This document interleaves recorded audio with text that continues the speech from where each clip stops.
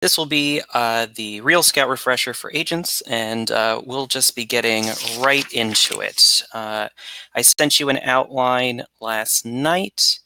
It's going to be slightly different order. We're going to go from the bottom to the top. We're going to hit up the small things, and then we're going to end with the big meaty stuff to make sure that we hit everything that we need to hit. So first thing we're going to get into is the support page. So support page is probably going to be your best friend on RealScout if you have a question for anything. It's going to be right here in the left-hand side. And our most important thing is going to be the help and tutorials section. So here is your first stop if you have a question about anything. They've got a frequently asked questions section, which has a lot of articles about how to use different features. If you're a more visual person, you need to watch someone doing something before you get it, they have an agent video section, which has videos of how to set up clients, how to set up alerts, and other such things. So you have both written instructions, video instructions. I think what's going to be everyone's favorite section is the home buyer video tutorial. Here is where you can send your clients if they're having an issue getting into the whole RealScout experience.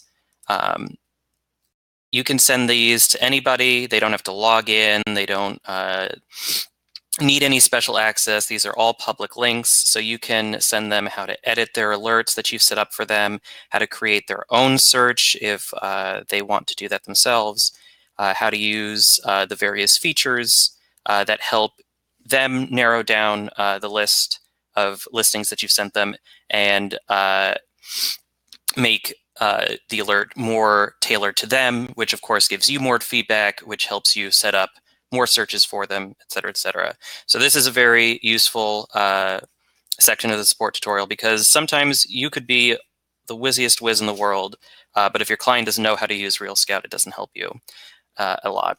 The training webinars section is some more video tutorials. They have an hour-long video that just goes through everything that you do in RealScout. And I'll also point out that we have one that was personalized to us from one of the founders of the company, and that's available on our front page of the dashboard. It is right here, Missed Training for RealScout. You can click on this, and I'll be sending a link to this YouTube video as well, should you want it after this class. There's also the agent resources page, which gives us some documentation, the RealScout cheat sheet, which is one of the documents I sent you last night, a flyer to explain RealScout to clients. So in addition to the videos, you also have a little flyer, 2 flyers actually, that can help your client get into RealScout, and then the lead sheet and the social media sheet. Just little extra things that'll help you get on your feet.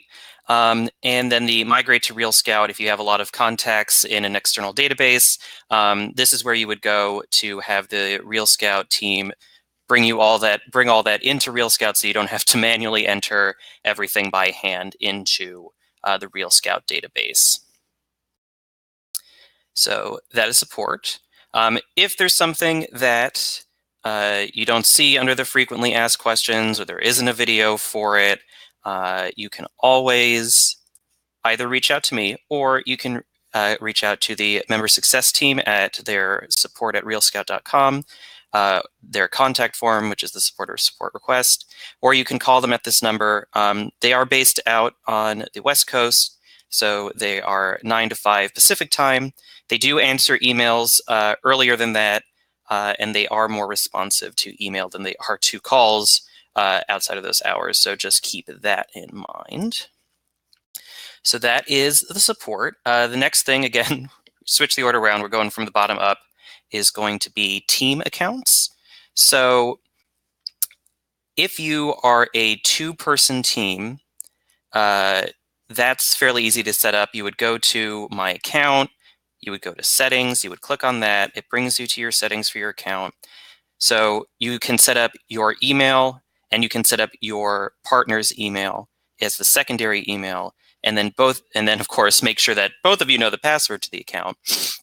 And that way, both of you have access to the same account, the same database, the same clients, and it's easy for you to share things between yourselves on RealScout. So if you're a two-person team, setting it up is easy to do on your own. You just go to My Account, Settings, and then put in the secondary email and make sure both of you know the password.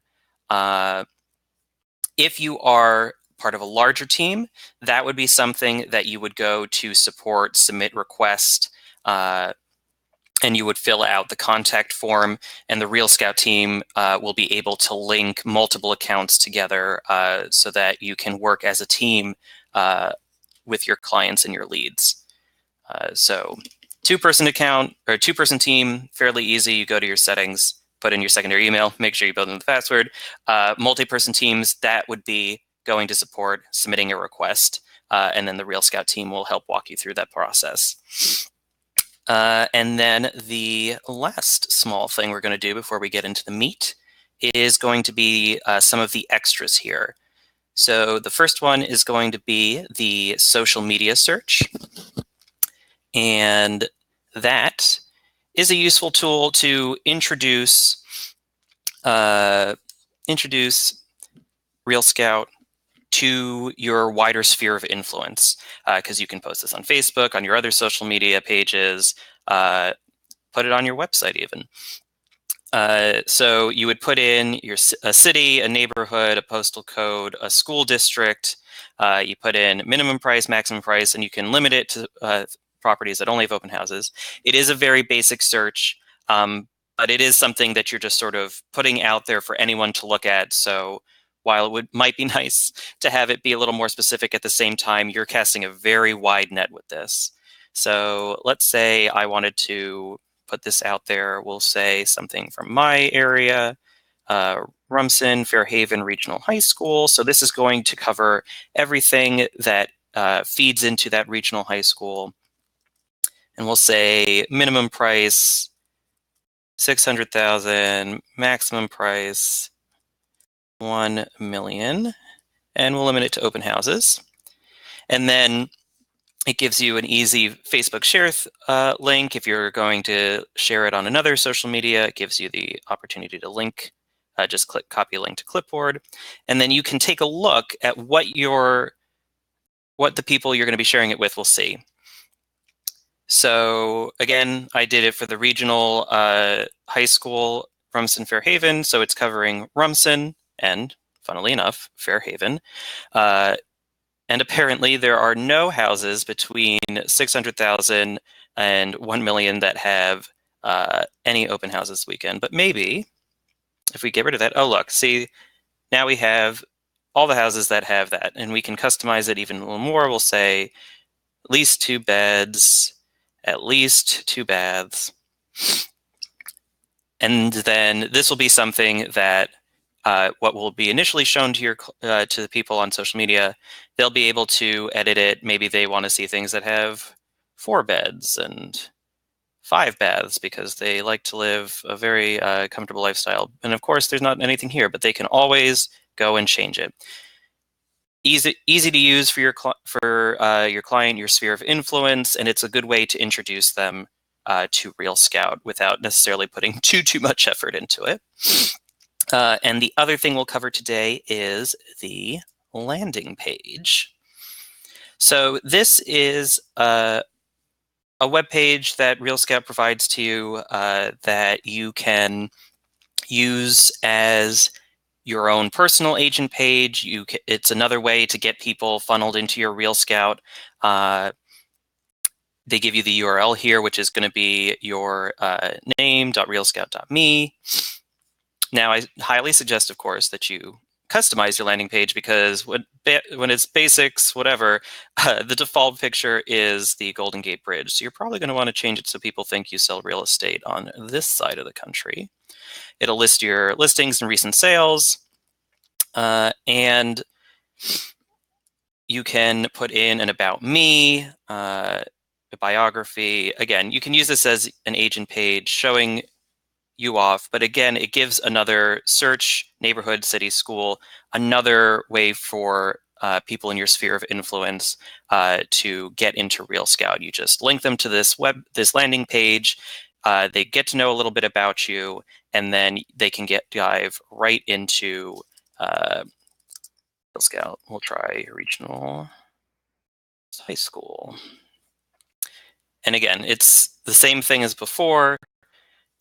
It's a limited search, but they get right into it. And from here, you've now encouraged somebody to use your RealScout.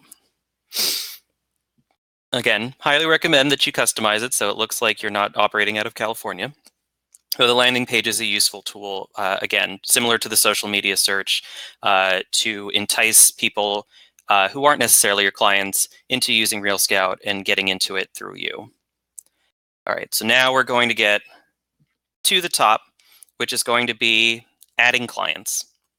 So there's this nice button up here that says add a client. If you're like me and you haven't quite added too many clients, it'll bring up add more clients so that you can get better home buyer engagement, and there'll be a button here. But we're going to do the top left-hand corner here and do add client. So they're going to ask you for their name, their email.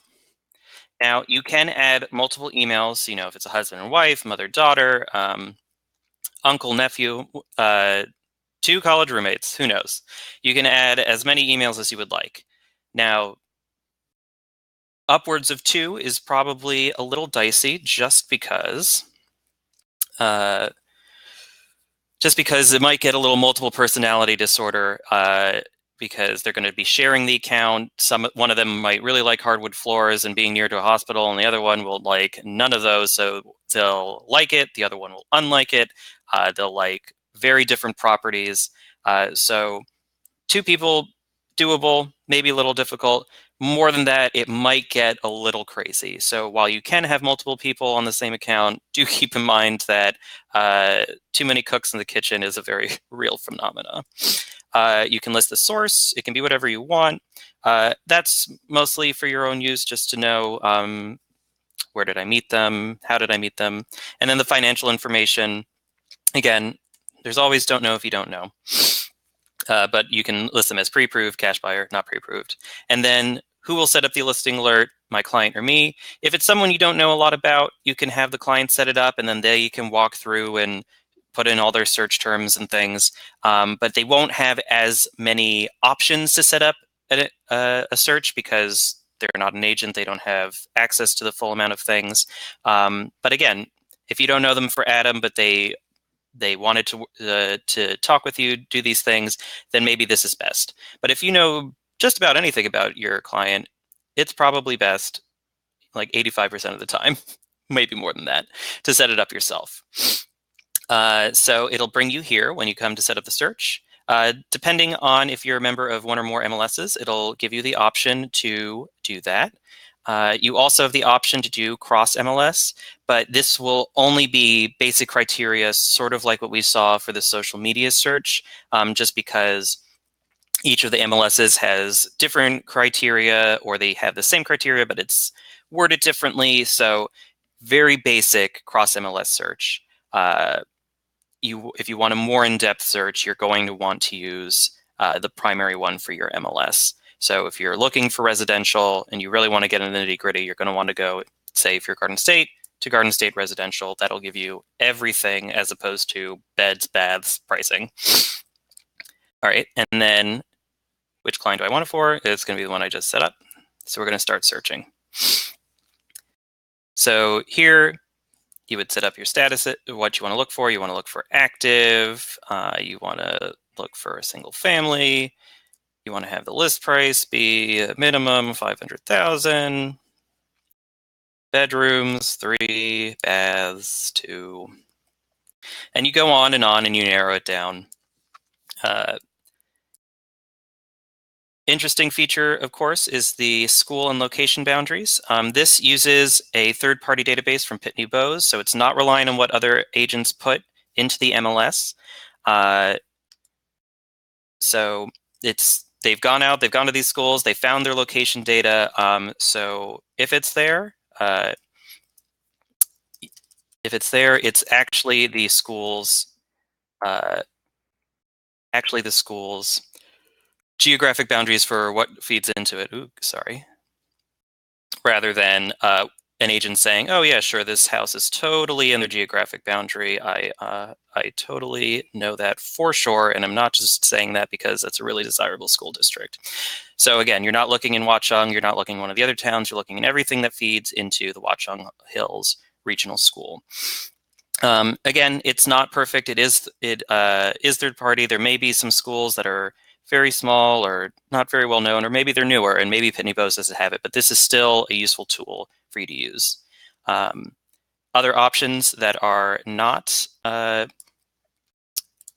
that, but is similarly a location-based thing, is you can look using shapes drawn on the map. You can draw your own shape. So we're actually going to full screen. So you can draw a shape that's all sorts of funky points and things. And then it'll look at everything that's inside that polygon. If you are not feeling particularly creative, you can, of course, just draw a square. And it'll show everything that's in the square, or you can draw a circle, and it'll show everything that's in the circle.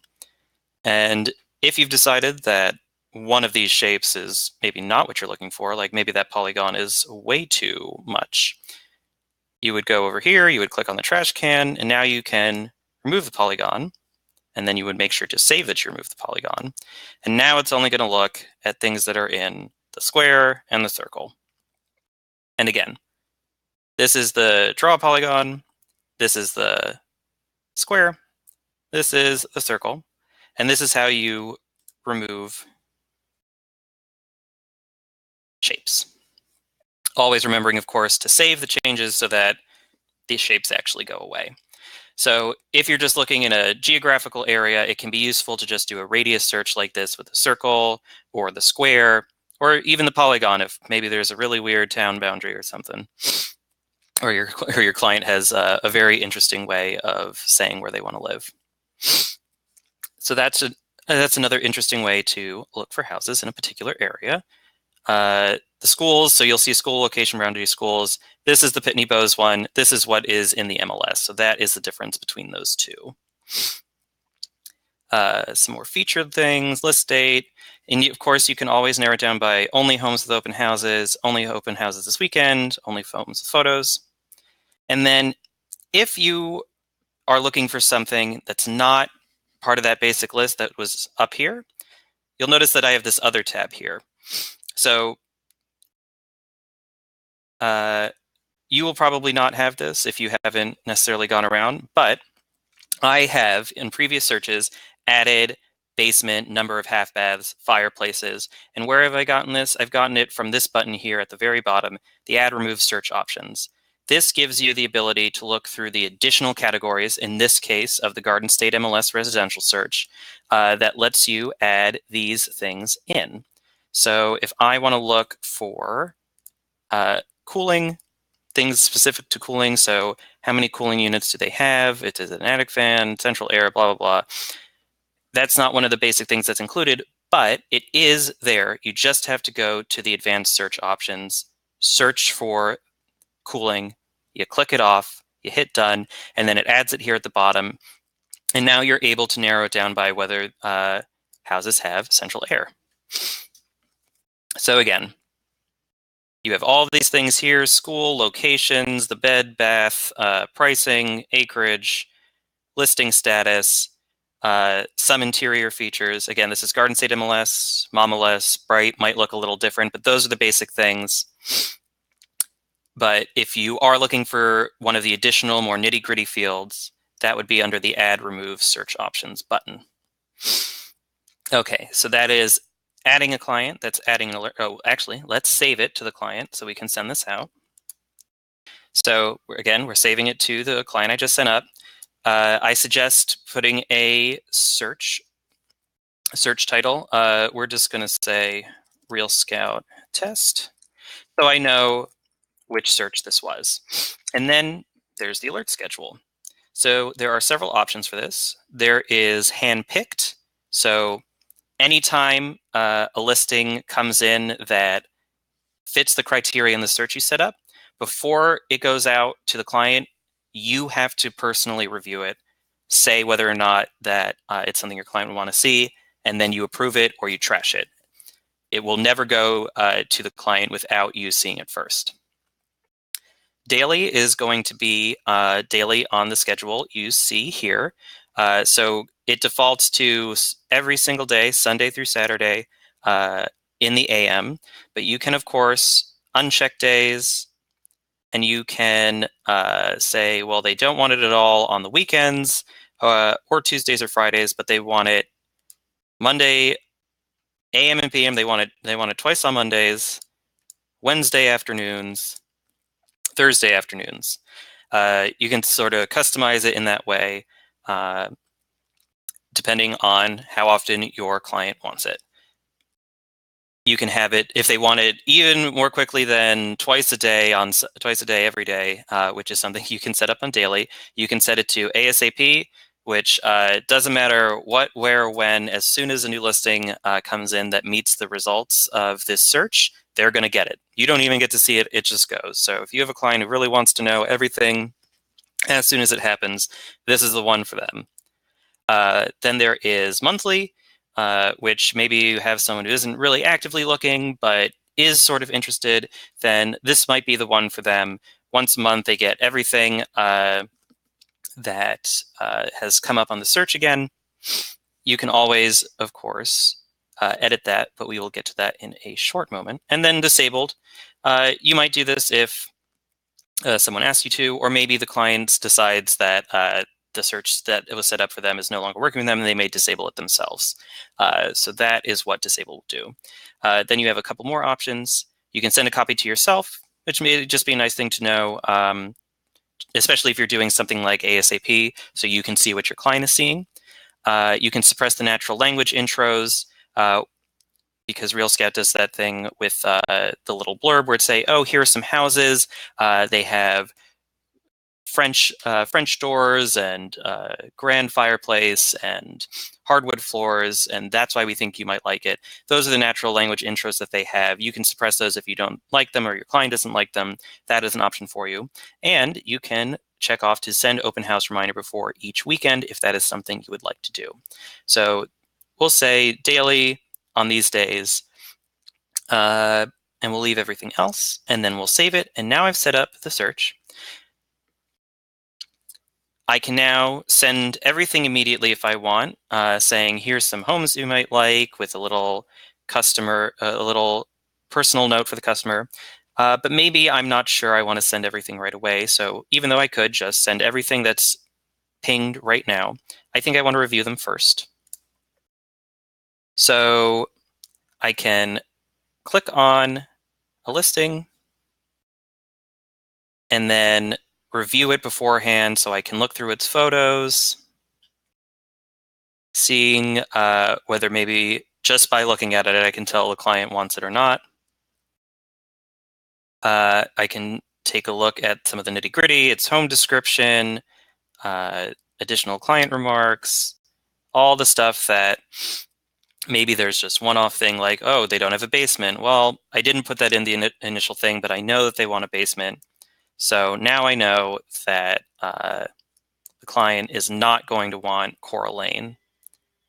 So I'm going to click it, and I'm going to, so I can now either send it or I can trash it. But I've already decided that 29 Coral Lane is not going to be something my clients want. So I've trashed it. These will remove the listings being emailed to my client. Are you sure you want to continue? Yes. So now that my client will not see that listing because I've pre-selected for it. So this is, again, the process you would go through with handpicked, or again, when you're first setting up a search and there may be quite a few more than 7 results for your alert, you might want to narrow it down a bit. But let's say I do think everything else is fine, then I'm just going to click all. So I check everything, and I'm going to send all of them saying, here's some homes I think you'd like. And now they've been sent out.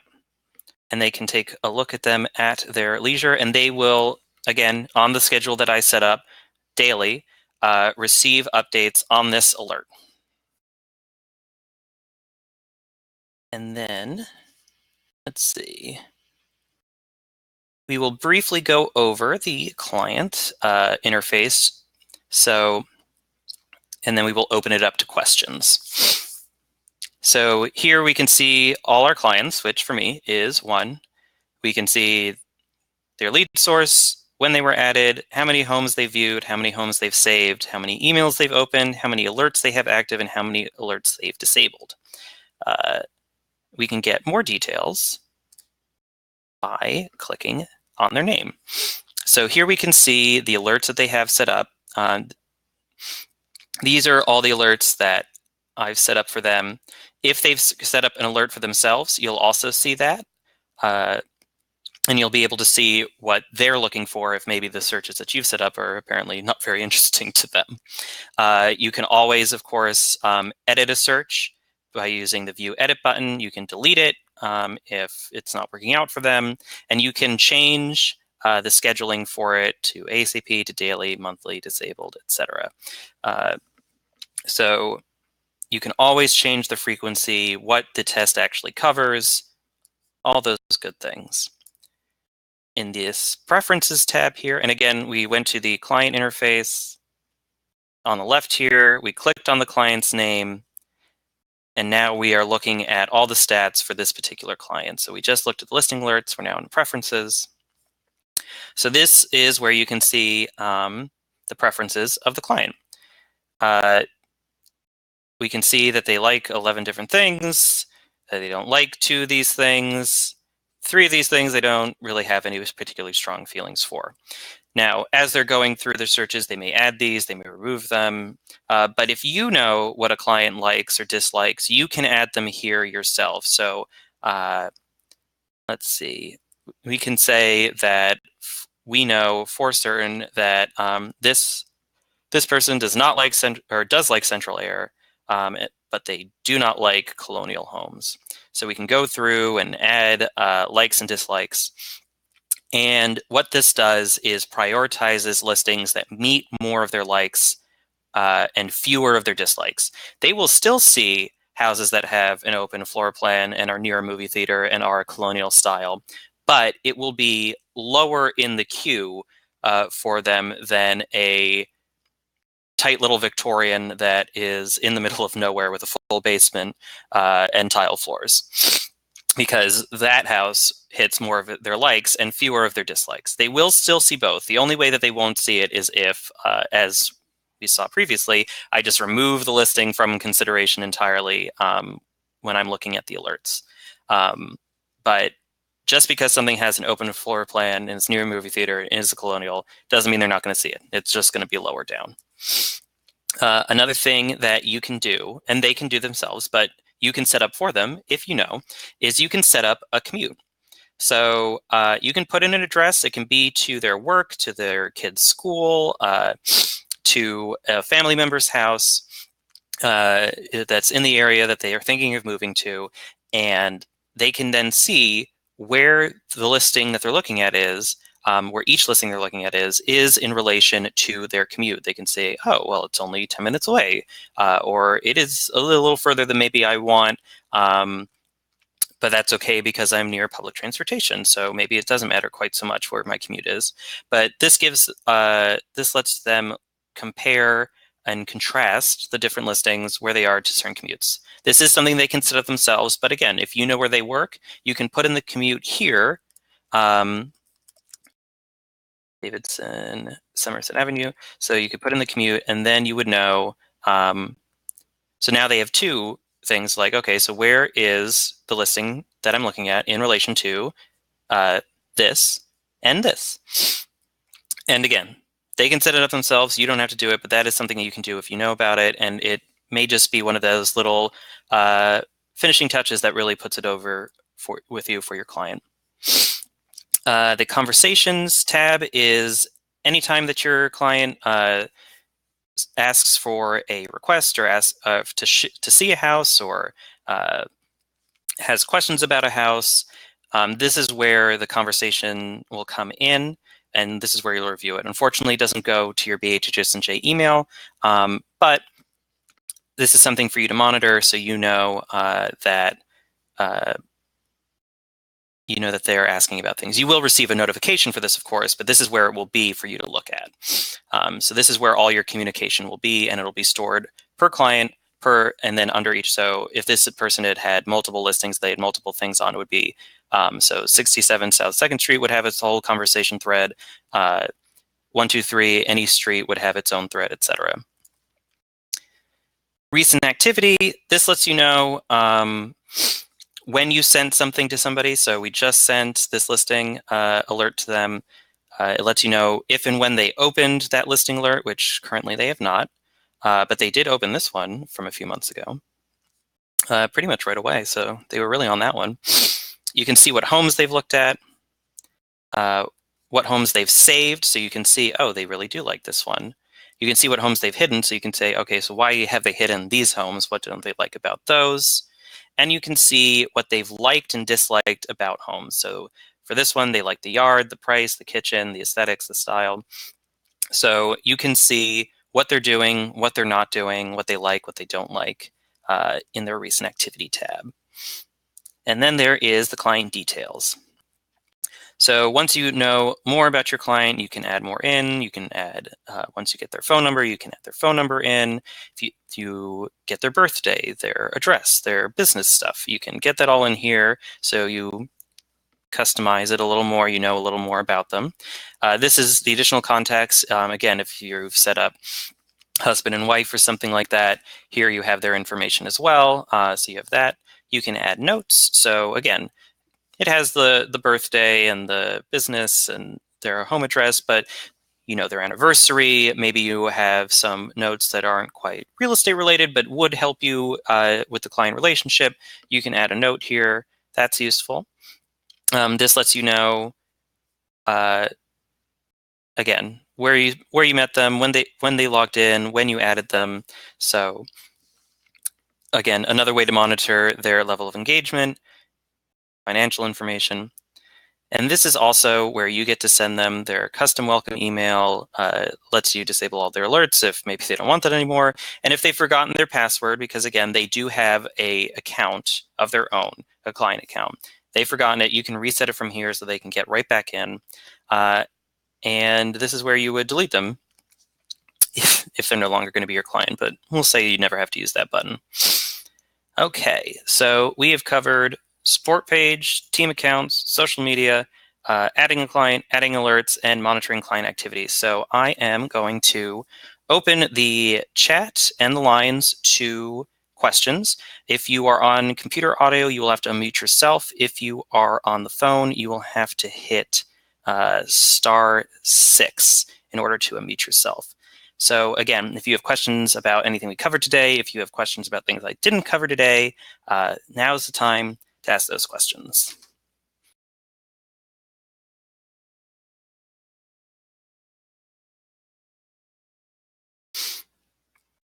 And of course, feel free to use the chat as well.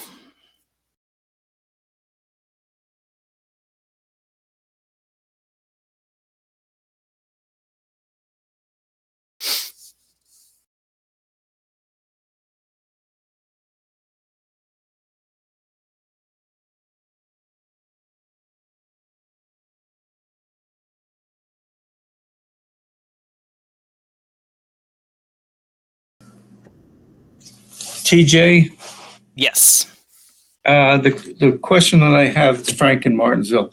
You said that we will get notification if they send us a message like, I want to see a house on Circle Drive. Mm-hmm. How does that happen? Does that with Okay. email or text to us?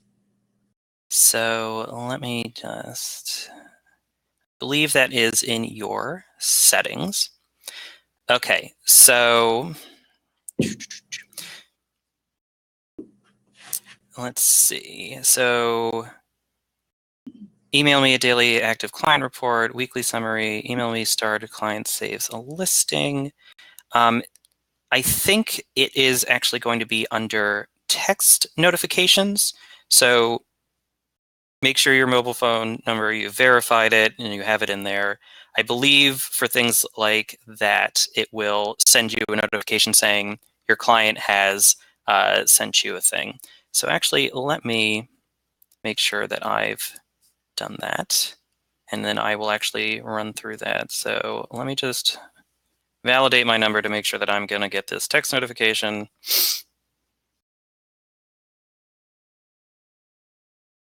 Okay.